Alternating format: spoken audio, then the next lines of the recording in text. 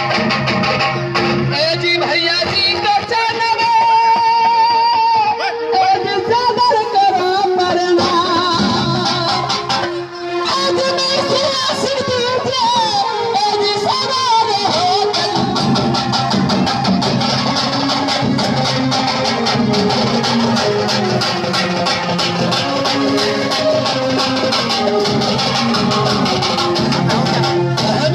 भैया। क्या तुम सखी अनखी तुम चंडगढ़ पहुंच चुकी हो?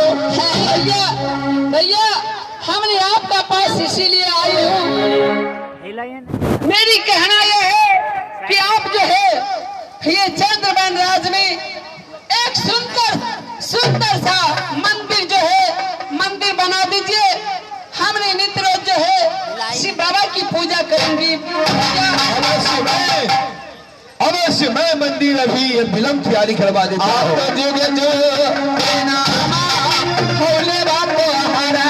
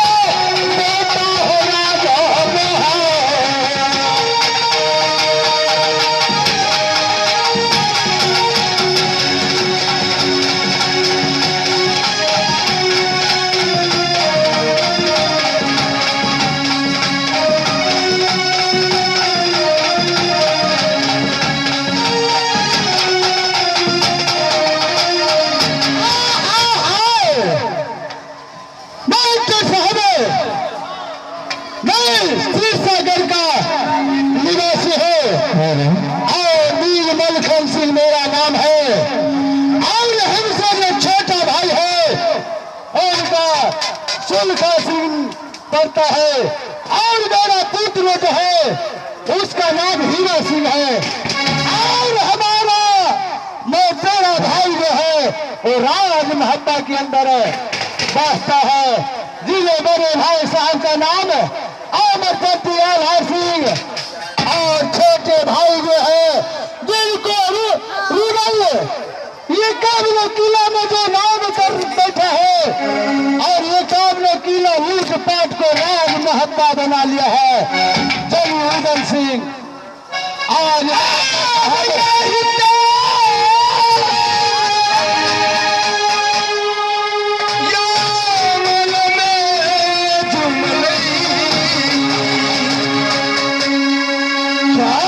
ये तो मेरा भाई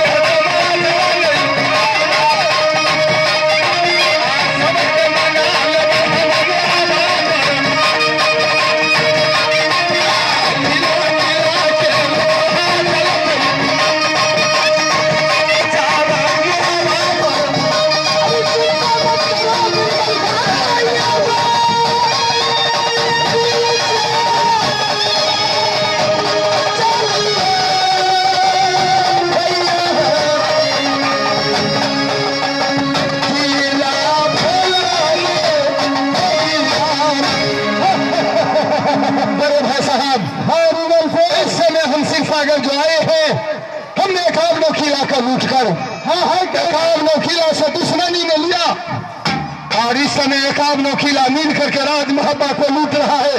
क्या राज महब्बा को लूट रहा है? ये है जगीर सिंह।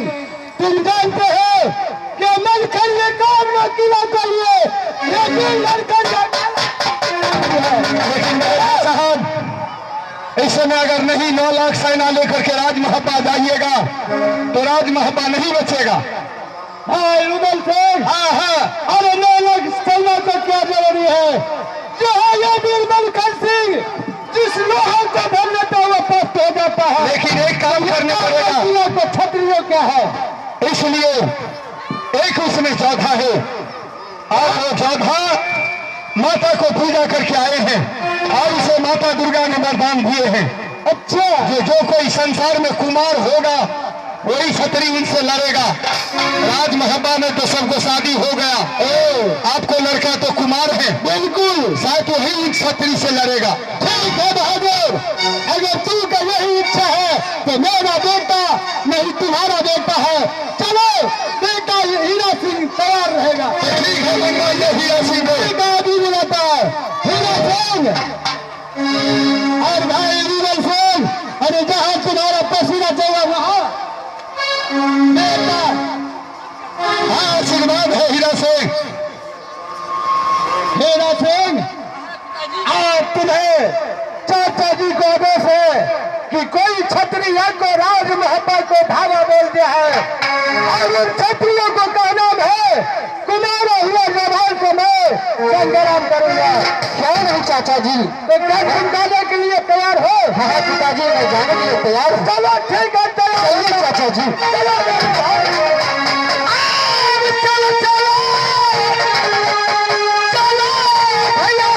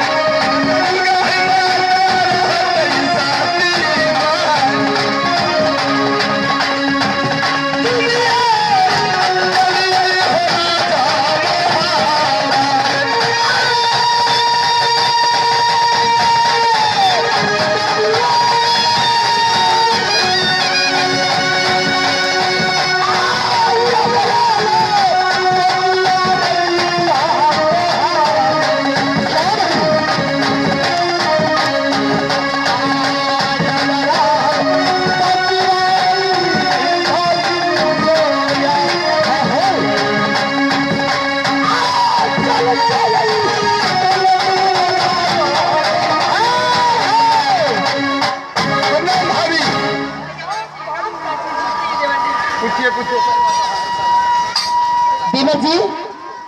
हाँ भाभी, भाभी सोना ये बताओ, जगीर सिंह को कहा ये एकावनों किला को क्षत्रिय को राज महब्बा को घेर लिया, ये बताओ वो सेना का हाथ छुपा है, वो जल्द से जल्द बुढ़े भाई साहब राज महब्बा में रूदल सिंह के रहते हुए सेना नहीं आ सकता। हमने आपसे छल किया। क्या?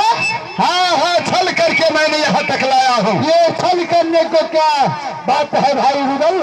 ये बात है जो हमने हीरा सिंह के लिए टीका उठाया हूँ चंद्रगढ़ में और उनको 5 साल शर्त रखा हो। क्या? और वो शर्त पूरा करने के बाद शर्मनाक सी मारण कर ऐसे हम बर्बाद कर देंगे और उनको बहन को साथ हीरा सिंह को शादी करेंगे। भाई जगी उदय सिंह, अरे शरत कौन कौन चीजों को है वो तो पहले बताओ। प्रश्न ये है जो कि 3 कट्ठा में पीपल का पेड़ है 100 में गिरना चाहिए। और उसके लिए मैंने सोचा जो बड़े भाई साहब मलखान को बुला लूं। क्यों नहीं भाई जगी उदय सिंह, तुम तो जानते हो कि जो लोहे को खम्भा को वीर मलखन जो धर लेता है वो सारा पानी के तरह कष्ट हो जाता है। और वो पीपल को पे है तो क्या है, वो तो मेरा मेरा मेरा हाथों को सफाई है। और दूसरा प्रश्न ये है जो बड़ा 52 बीघा को पोखरा खून से भरना चाहिए। क्या 52 बीघा का पोखरा खून से भरना चाहिए? उसके लिए हमने सोच चुका हूँ। क्या उनसे जितना सेना है चंद्रगढ़ में उनसे लड़ते लड़ते उस पोखरा के ऊपर ले जाऊंगा और खेत चढ़ा करके एक एक सेना को पोखर में डाल देंगे। 4 वर्ष बहादुर, ये तो 2 प्रश्न पूरा हो जाए। तीसरा प्रश्न ये है जो कि बर्फ के नदी में पुल बनना चाहिए। क्या बर्फ का नदी में पुल बनना चाहिए? वो कौन बनाएगा? वो रानी सोना बनाने के लिए तैयार है जादू से। तो ये बहुत खुश। और चौथा प्रश्न है जो ऐसी जगमगिया धान इंद्रासन में है उसे ला करके सुबह लगाया जाए और शाम में काट के उसके बहन को खोज पड़ना चाहिए। और कौन लाएगा? वो लाने वाली है रानी फूला, वो इंद्र दुलारी है, वो इंद्रासन तो से आती होगी। तो भाई रुदल सिंह, तो इसमें डरने को क्या बात है और पीछे हटने को क्या जरूरत है? चलो या नहीं चलो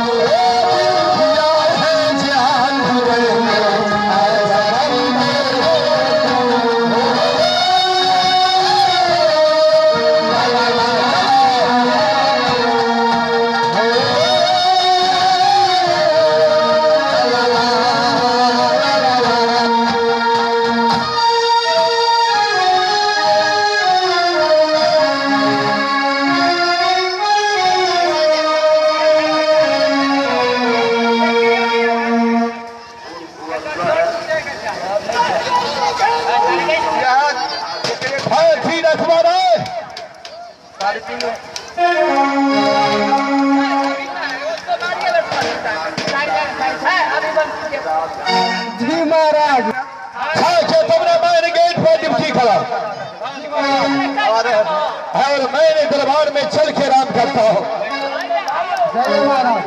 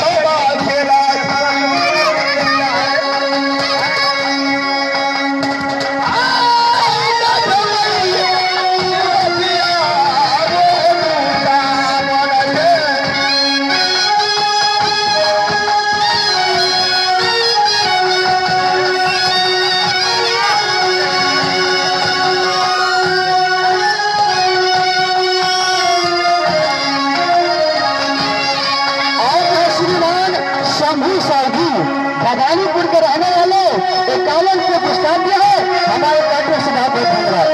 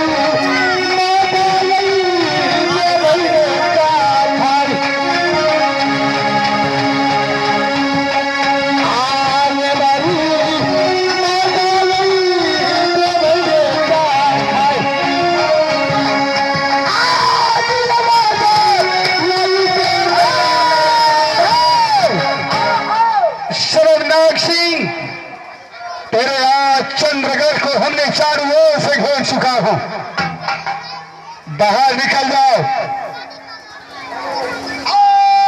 तुम घेर के क्या करोगे?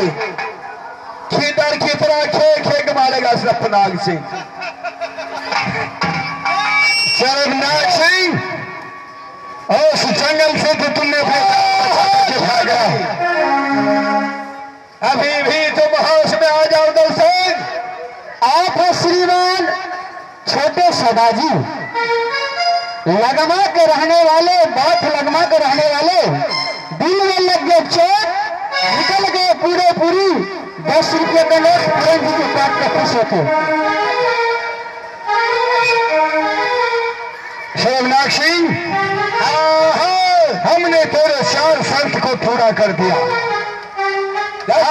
यही होगा क्या? मेरी बहन सती बन चुका है, सती बन गई है। ठीक है तो तुम मरने के लिए तैयार हो जाओ। जिस डोली पर क्या नहीं हम सजा करके लाए हैं, उस डोली पर तेरे सर काट के ले जाऊंगा। आज आरणभरी में हर बच्चा में तेरे आज मौत है। चंडगढ़ में तुझे मालूम नहीं है कि मेरी बहन सती बन चुका है। 4 प्रश्न को ने मैं पूरा किया, अब अपने शादी से इनकार मत हो जाओ। इसलिए मैं तो राजपूत खानदान में दुल्हा चाहता हूं, तुम जात का मुसलमान हो। चारों ओर से घेर चुका हो, आगे जो तुम अपने दिल में चाहते हो, जो लड़ने के लिए तो तैयार हो जाओ। आ जाओ, तैयारी हो जाओ।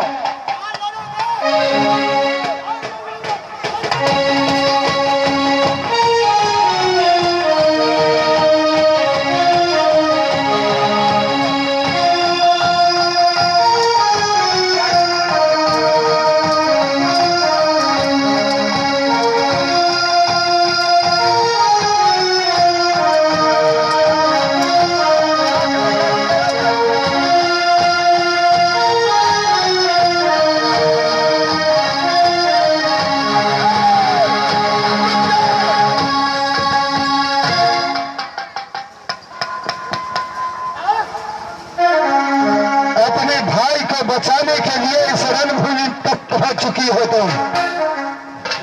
महाराज हाँ हाँ, हरी माँ की ओर से भैया ने पैदा लिया है और माँ की ओर से मैं भी पैदा हुई। भैया की जान कैसी नहीं बचाऊंगी। अगर जान बचाने के लिए चाहती हो तो जोगन के रूप छोड़ करके महारानी के रूप बना करके आओ। स्वीकार है महाराज, मैं मंजूर करती हूँ। ठीक है, लेकिन शादी तो करूंगी इसी शर्त पे, गुरु के दिए हुए जो भी वचन है मेरी पास भी, ये सारा सामान जो है लेकर की गंगा जी में जाकर के भसा दो। हाँ हाँ, भसाने के लिए रानी सुना, ये माला और ये पूरे झोला झोटका लेकर के और जाकर के गंगा जी में भसा दो और दुल्हन की तैयारी करके महल से लाओ। हो तो गलतिया माथा मोरा करी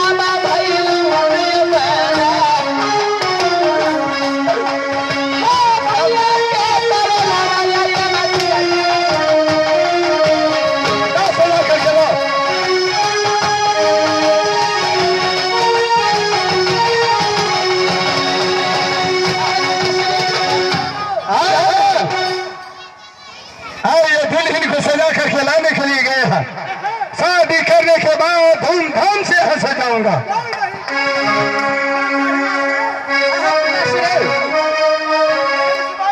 खुशी हो ना, क्यों नहीं?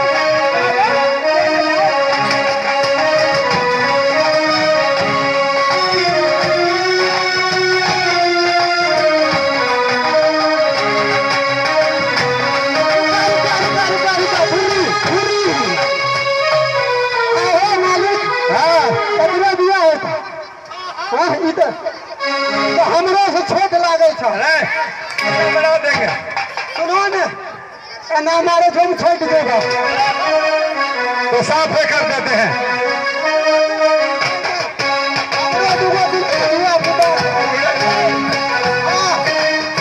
अरे बाबा, कनिया के भाई छी। हाँ जी, हम कनिया के भाई छी, लड़का के भाई छी। कनिया के भाई, लड़का के बाबू छी।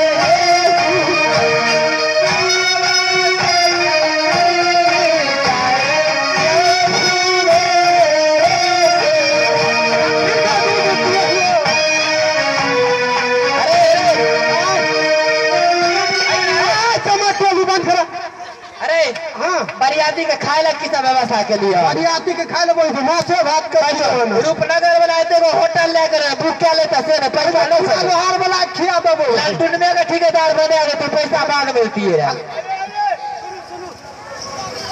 ये बताओ लड़की का क्या है ता? क्या है? सुना सुना सुना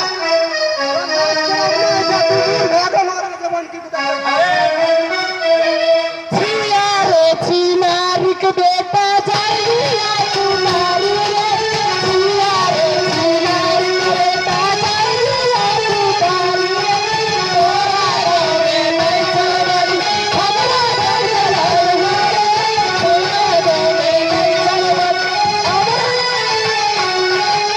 जगिया जन के बाप मरई तो आकाश तारी नहीं तारे जगिया जन के बाप मरई तो आगे सुपारी लो। हाँ सुपारी था आगे हाथी पर बड़िया पियो घोड़ा पर सुपारी हाथी पर बड़िया पियो घोड़ा पर सुपारी गे सब जीवन की छोड़ छोड़ दे अबुल्ला के करवे बागरी अरे नहीं तो आजन नहीं तो बात नहीं तो कलिया राजी नहीं तो आजन नहीं तो बात नहीं तो कलिया राजी रे सबरिया की भूल गया कहीं से कलिया राजी उनल कुड़वा सारा भूल गया संग ही आजन संग ही बादन संग बराती के संग ही आजन संग ही बादन